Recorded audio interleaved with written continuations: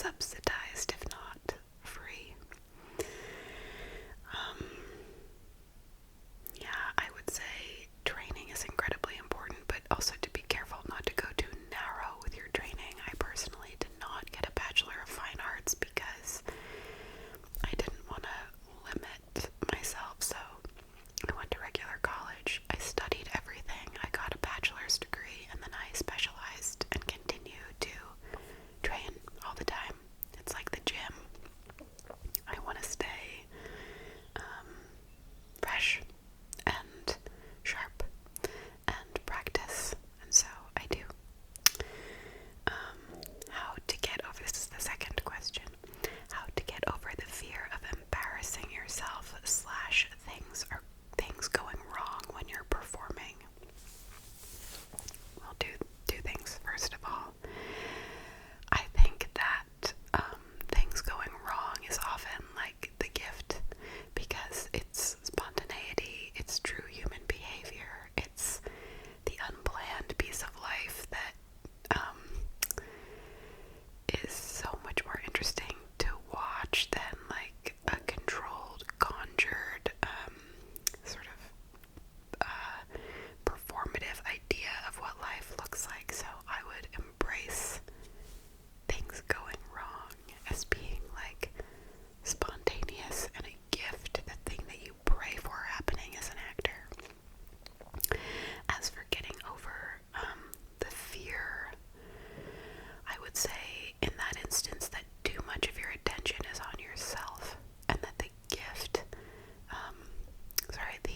the key to really being present when you're performing is to put all of your attention on what's in front of you, the person in front of you, the situation in front of you, the stimuli in front of you, the sound, smells, textures, colors. Those are the things that spontaneously, like I said, evoke life and point of view and relationship. And if you're in fear, you're not really present with listening. Listening is the key. Okay, the third question is, how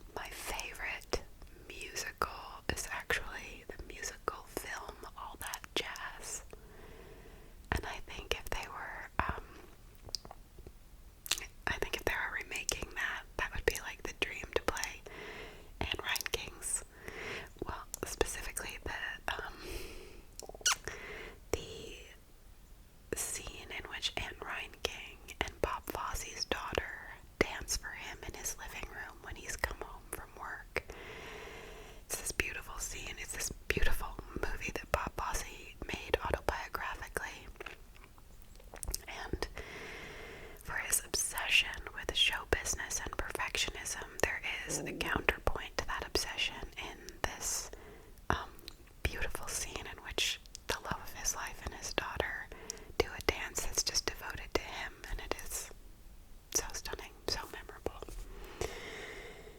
Okay, question number 5. Do you have a mentor? Yes, I have a teacher who I work with regularly. A mentor, not really. Certainly there are older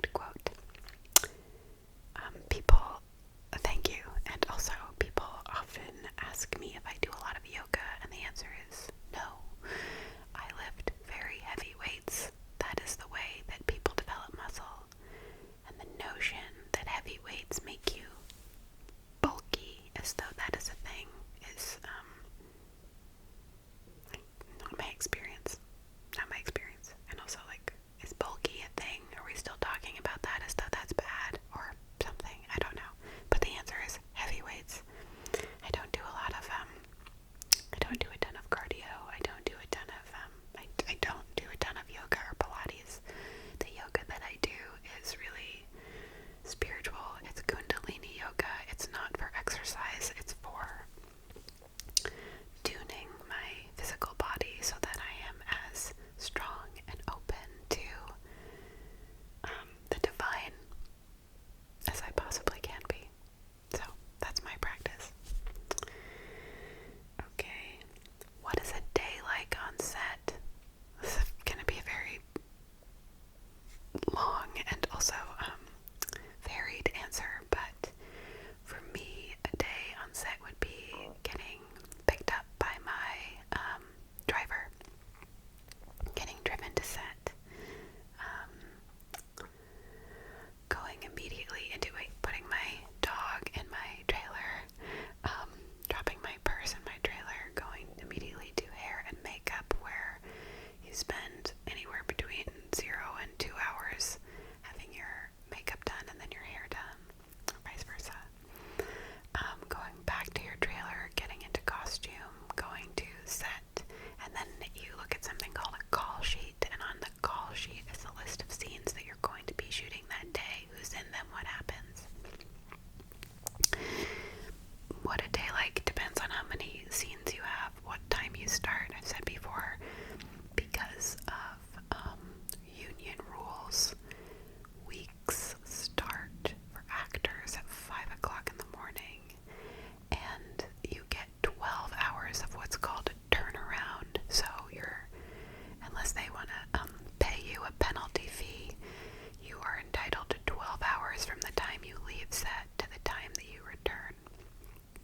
So the week on a Monday will start at 5 a.m. and can go all night long on Friday night because of the sort of jet lag that happens over the course of the week. And if they're aiming to shoot, an exterior night scene, they might wait to schedule that until a Friday night so that they get the right hours of the day on the clock. Once you get to set, you might have to wait around, or if they're ready for you and your work, you probably do some sort of a rehearsal with the director and your scene partner. I always come very prepared because there is not a lot of free time on a TV set to be experimenting and rehearsing and making choices. You're sort of expected to come knowing what you want to do, being totally available and sensitive and directable and open, but also like not unprepared, not like that you're figuring it out at that moment the same way that no other department is figuring it out at that moment. You're a professional and you know what you're doing. You rehearse with the director, you rehearse for the crew to show them the blocking so they know how to light the set. You go away and you get your mic put on you and you get any final touches from the hair and makeup department, and then you shoot. You start by shooting the wide, which is the widest possible shot of all of the action, and then you cut in to closer and closer and closer shots, the closest being on the actor's face. You then turn the whole thing around and you do the same thing but on the other side of the room, which you then light that way, and you start wide and you go closer and closer and closer, and then you move on. And how long each scene takes really depends on how long the scene is, how complicated it is, what kind of a show it is. On the Chicken Sisters we would shoot like 9 pages